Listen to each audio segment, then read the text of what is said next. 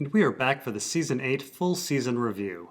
So, as you know, for most of my reviews, I make fun of the show. But also, at the end of each season, I try to set minor nitpicks aside and analyze the show objectively, independent of the books, behind-the-scenes chatter, or any other fan criticism. I go character by character to see if the stories and character arcs work. We have a bit to get through, so let's begin. Let's start with Theon and Yara, or the solution to all daddy issues is Bran. So Theon is perhaps our most complicated character, dealing with the most emotional trauma and various hang-ups. Of course, Season 2 is where we're introduced to Theon's real inner turmoil. Growing up as a ward, he feels he's neither Stark nor Greyjoy. And this feeling of being less than a Greyjoy is aggravated by his sibling rivalry with Yara, introduced that season. And in an attempt to be a Greyjoy, Theon betrays his best friend Robb, takes Winterfell, and murders the innocent Miller's boys. The fallout of Theon's second season adventures linger for the rest of the series. He is riddled with guilt over the Miller's boys and is tortured by Ramsay after his failed invasion. Theon eventually breaks free and helps rescue Sansa, earning her trust, and then Theon reunites with Yara, relinquishing his claim to the Iron Isles and supporting her desire to be queen. The siblings then lose the Kingsmoot to Euron, join Dany, and are ambushed by Euron. Theon freezes from his PTSD and Yara is captured. Season 7 ends with Theon realizing that he's more Stark than Greyjoy, but that he still needs to rescue his sister. And so, how does the series wrap up Theon and Yara? Well, this season has Theon quite easily rescue his sister, and then Theon chooses to go to Winterfell to fight with the Starks. He reconnects with Sansa, and then wants to defend Bran as some sort of penance for invading Winterfell. And in defense of Bran, Theon dies at the hands of the Night King. Posthumously, Sansa then makes Theon a Stark. Yara, meanwhile, takes the Iron Islands off screen, and in the end, supports Bran as king. So does the Theon and Yara story work? Well, in the case of Theon, I would say it's close but no cigar. Had just a little more time been given to this character, the story could have come together, but I do think it falls short. So Theon's big issues are 1, his feelings that he doesn't have a family, he's an outsider to both the Starks and the Greyjoys, 2, the guilt he feels for killing the Miller's boys, and 3, the trauma he experienced at the hands of Ramsay, the latter two being rather connected. And really in our story only the first issue is dealt with Sansa posthumously declaring Theon a Stark. Though I have to say, Theon really didn't need any more resolution on this front. Jon had declared Theon a Stark last season, and he has a conversation with Yara about his need to return to Winterfell to fight for them, and Sansa welcomes Theon in with great love and longing. Theon got to be a Stark over and over and over again. He found his family. However, when I think about Theon as a character, the latter two traumas of the Miller's boys and the Ramsay torture are much heavier and more salient than whether or not Theon got over his daddy issues. Those were the plots that I wanted to see resolved. How does one come back from something like that? Can it even be done? As it stands, the show puts forward a rather grim message for those that go through trauma. There is no recovery, it seems. It's rather disappointing as I feel they were close to getting some nice resolution over Theon's guilt about the Miller's boys. I mean, they could have had Theon save some boys in battle after nearly freezing up from PTSD. Or barring that, they could have added a few lines of Theon confessing to everyone his crimes regarding the Miller's boys and explaining how defending Bran would help him make up for that. Then Theon dying in battle for Bran could have worked, but instead Theon chooses to die for little reason. It's penance for a conquest that he felt no previous guilt for. Not to mention, it doesn't seem like Theon's death did much in the actual defense of Bran. And the Yara part of the story is simply not good. Her entire arc from Season 2 onward is to rule the Iron Islands as Balon's heir despite being a woman. She is first threatened by Theon, who eventually relinquishes his claim, and then she has the islands taken from her by Euron, the murderer of her father. Yara does eventually reclaim the islands through conquest, but she does so off-screen, and then she proceeds to submit to Bran and gives away the island's independence. Keep in mind, the fight for the Ironborn's independence is the entire reason Theon was warded and was essentially the Ironborn plot for seasons 2 through 6. Yara even successfully negotiated independence from Dany at the end of season 6, but just like that, independence is gone. And so we are left with no face-off between Yara and her villainous rival, who murdered her father, and we have no final achievement for Yara, at least none shown on screen. And we have no explanation for Yara's sudden reversal on everything her people fought for the entire story. At the end of the day, Yara's story is nothing less than illogical and unsatisfying. And so next, let's talk about the Arya story, or death list. No, it's a bucket list. So the Arya plot, for the most part, has been one that centers around two interconnected plots. We have Arya being stripped of her identity in a literal sense by the people around her, and we have Arya being consumed by feelings of vengeance, thus losing herself internally, our more metaphorical story. Arya's story really gets going in the second season when her hair is cut and she has to hide who she is, and it's at this point that she develops her death list and becomes obsessed with it. She is then taken in and mentored by the Hound, a man consumed by vengeance, and then is taken in by a cult that purportedly is dispassionate about killing, but operates on a system of vengeance nonetheless. Arya descends towards losing her identity and becoming no one until reversing course and wanting to be Arya again. However, after returning to Westeros, Arya is torn. She still seeks vengeance against her enemies, but also wants to return home to be Arya Stark. And then the story becomes a bit random. She focuses her energies against Sansa for a season. But that's resolved shortly, and Arya reaffirms her loyalty to her family. And so, how does the series wrap up the Arya story? Well, the arc begins a bit oddly with Arya joining Sansa in a dislike of Dany.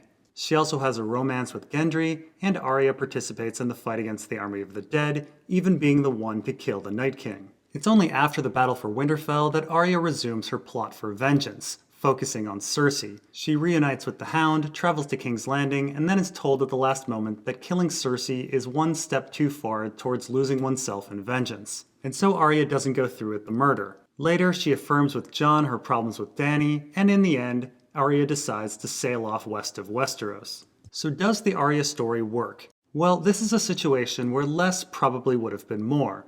As I said, Arya is a character who struggles with losing herself, that is, becoming no one. And yet the story starts giving Arya random activities to do and starts inserting her into other storylines for no reason. Why is Arya suddenly the focus of Melisandre's prophecy? Why is Arya the one killing the Night King? Why is Arya trying to rescue people and warning Jon about Dany? Why is Arya at the final council? Why is Arya suddenly a lover of adventure and new experiences, sleeping with Gendry and going sailing? It's not that characters can't be given random things to do on occasion or change, but it's odd that all of these activities and plot lines are crammed in for Arya in the 11th hour when there are other more pressing character arcs to deal with. The only arc that really mattered for Arya, the only arc that needed resolving, was her reuniting with the Hound and her seeking Cersei in the mountain. We needed to find out if Arya was going to complete her death list and be consumed by vengeance. And yes, it frustrated me to no end that Cersei in the Mountain's place on the death list was never mentioned. These were names that Arya was supposedly reciting every day for years. And yet the list was only brought up once this season, and it was with regards to Beric Dondarrion no longer being on it. And so it was really that plot line, Arya and the Hound and the final acts of vengeance, that I really wanted more time with. Why did the two of them choose when they did to seek out their targets? What were their weeks together on the road like? What was it about the Hound that made him such a poor role model for Arya in the end? This was all way too brief. And I will say, had Arya leaving the Hound been the end of the Arya story, it would have been much more satisfying. Her choosing to leave the death list unfinished, to renounce her life of vengeance. But then the story needlessly keeps going. Arya suddenly returns and wants to stop Dany. Is Arya done with killing or not? And then she threatens to kill people at the Great Council. And then in the end, she abandons her family, the very thing she fought so hard to reclaim. It all doesn't fit her character.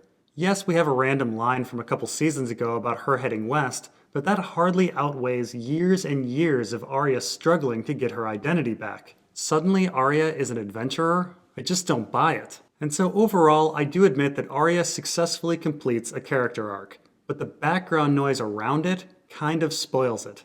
Next, let's talk about Davos and Melisandre, or we must follow Stannis, or how about this corpse? No? Let's settle on this psychopath and this catatonic kid. So the story of Davos and Melisandre begins with the pair's faith in Stannis, one loving him for political reasons, thinking him a king, and the other for religious reasons, thinking him a messiah. The two go through a number of trials, with Melisandre birthing shadows, Davos losing a son, and Davos even coming back from the dead. However, after the death of Stannis, the two characters become lost.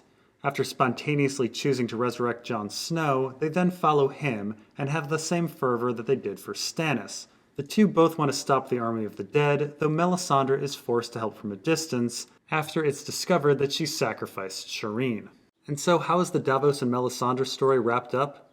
Well, in our 8th season, Davos actually finds little to do. He consults with the other advisors, but offers little in the way of significant advice. Some increased attention is given to Davos during the battle against the dead, but Davos essentially acts only as an audience to the Melisandre story. After Winterfell, Davos again has little to do but be by Jon's side. He ends up on the Great Council and votes for Bran, with him being named Bran's Master of Ships at the end of the story. Melisandre's tale ends with her arriving at Winterfell, now convinced that Arya is her new savior, and she reminds Arya of some old sayings, specifically that Arya would close eyes, and that she needed to tell death not today. After Arya defeats the Night King, Melisandre takes her own life, perhaps in guilt over Shireen, perhaps because she had fulfilled her mission.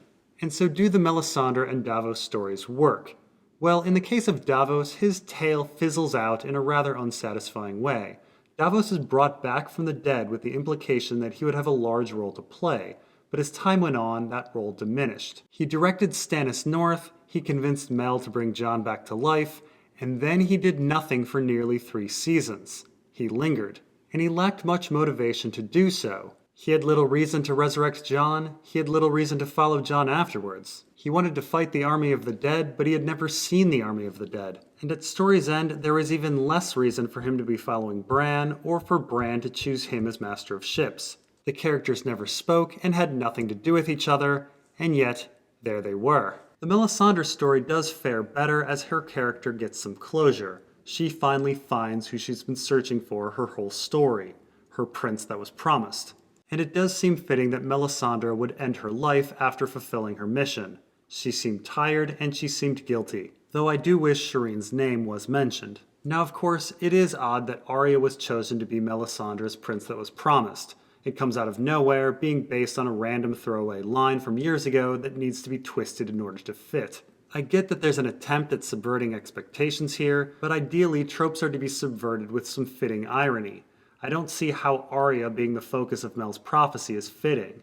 It's just random. And of course, we're never told why these supernatural events are occurring to Davos and Mel. What brought Davos back from the dead, and what allowed Mel to raise Jon from the dead? Who was sending all of those visions? Is there really a R'hllor, or is it all just Bran? We have nothing close to an answer, and so all of the events that surround Davos and Mel just seem utterly random. Next, let's talk about Tyrion, or the Idiot Whisperer. The Tyrion story has largely been about his relationship with his own family, their disdain for him, and Tyrion's desire for power and respect. Tyrion has an antagonistic relationship with his father, sister, and nephew, and those conflicts escalate over the seasons. Eventually, Joffrey and Tywin lay dead, resulting in Cersei and Jaime hating Tyrion and wanting him dead. And so Tyrion goes into exile and is convinced to seek out Daenerys to put her on the throne. Tyrion eventually becomes a believer in Daenerys and thinks that she will make the world a better place. However, by the time Dany actually makes it to Westeros, Lannister animosity cools. Tyrion convinces Dany not to attack King's Landing. The brothers reconcile and Cersei discovers that Tyrion was not responsible for her son's death and can't go through with killing Tyrion. Tyrion's desire for revenge, if it even existed in the show, had transformed into the true belief that Dany would be a great monarch. And so how does Season 8 wrap up the Tyrion story? Well, for the first half of Season 8, nothing is done to remove Cersei or place Dany on the throne, and so Tyrion has little to do of substance. And yet he is given ample screen time. He spends time with Varys, Sansa, Jaime, Davos, and notably Bran. It's not until the second half of the season that the Tyrion story picks up, with him once again pushing for Dany not to attack King's Landing, and him discovering Jon's parentage.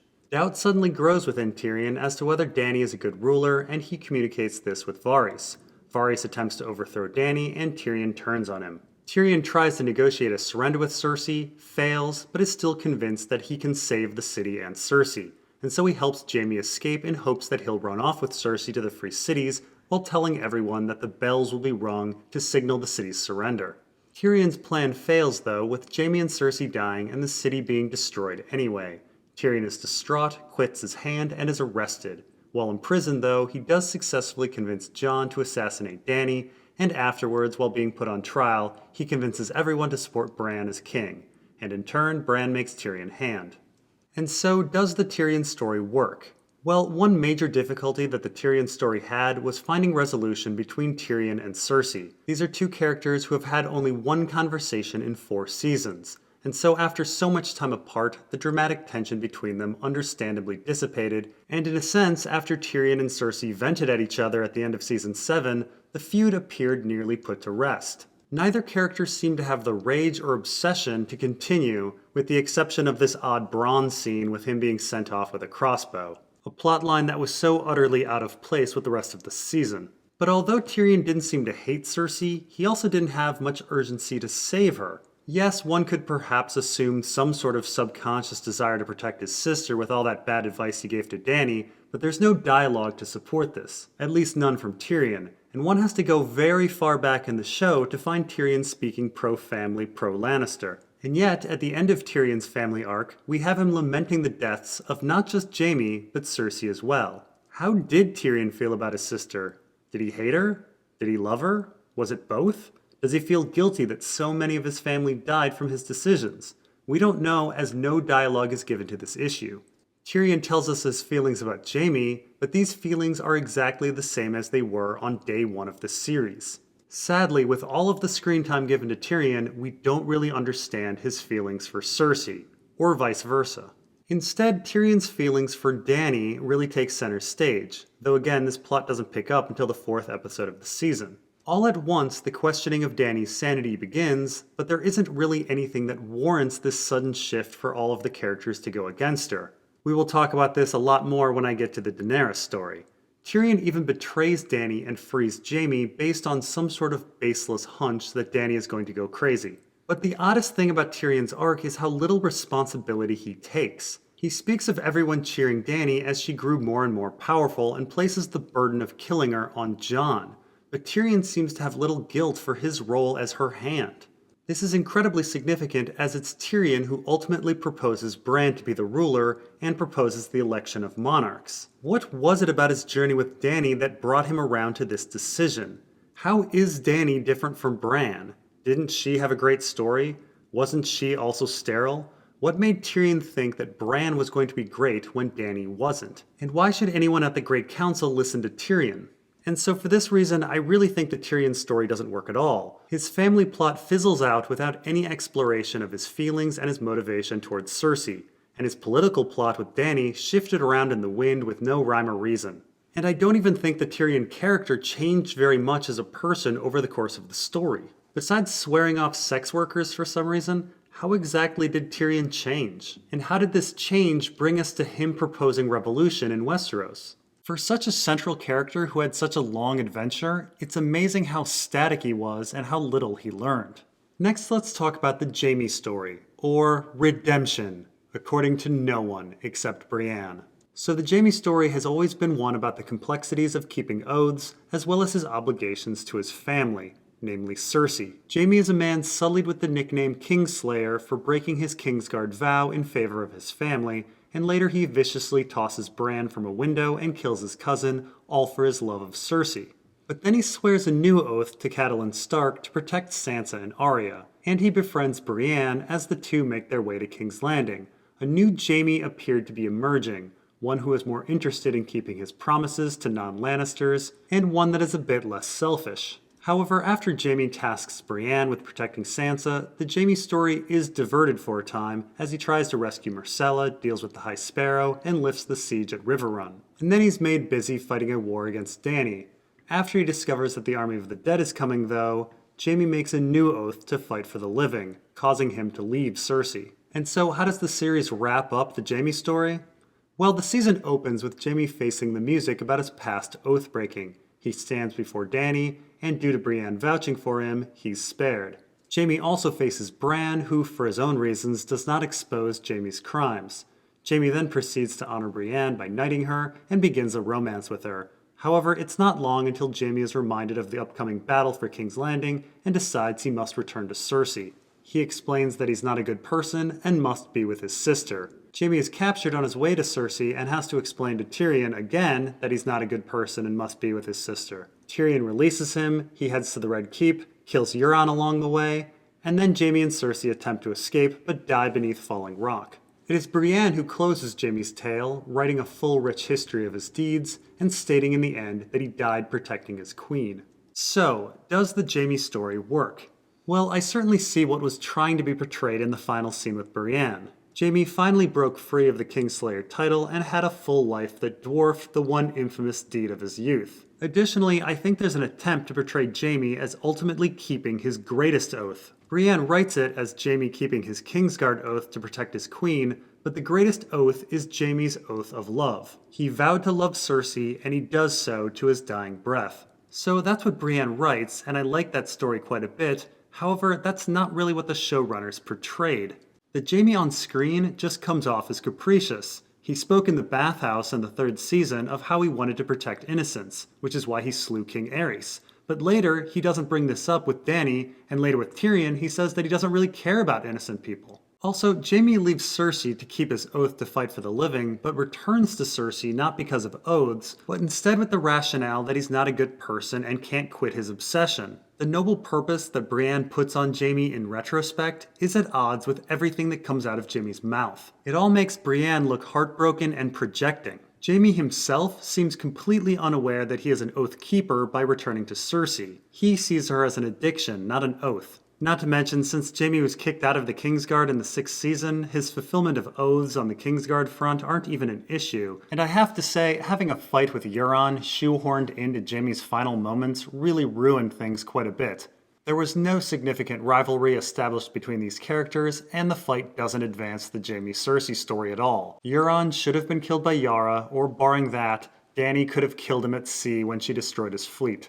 Anyway, we have many more plot lines to discuss, so I will catch you all in part 2. And don't worry, an unserious Q&A and a Season 8 fixed are coming as well, so have patience. Thanks for watching, and I'll see you next time.